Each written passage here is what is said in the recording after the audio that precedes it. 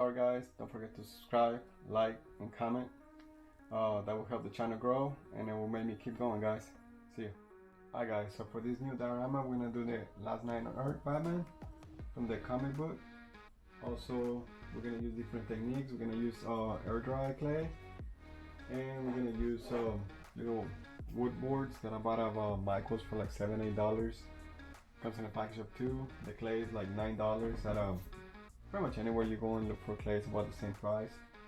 A few different tools that I use to cut the clay or make it model it the way I need it.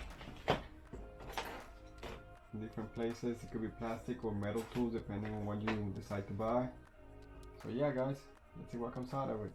Okay guys, so my thought process is we're gonna make one of the scenes on the actual comic, one of the comic pages where he's walking through the desert with the Joker head, trying to get to, I believe, some point in the city or something like that.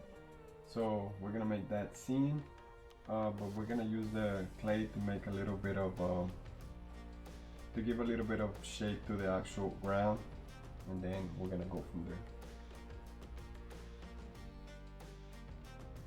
Alright guys, so just always remember, modeling clay is pretty much like playing with mud.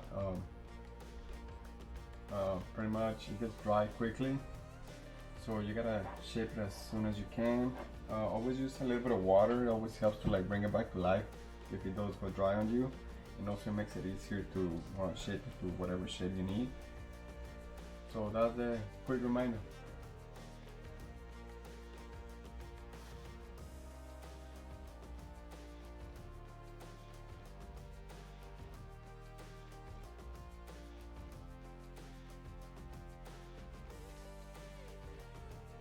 Alright guys, so as you can tell, it could get a little messy, but then again, we weren't trying to accomplish like a modeling figure.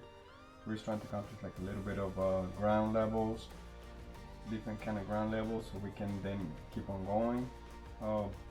So if you're an artist that actually works with clay and you're going crazy from what you've seen, my bad.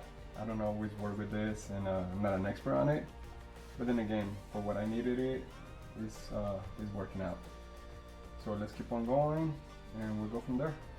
Alright guys, so now that it's dry, you can see pretty much that the base actually worked out. You should be pretty much able to stand on it.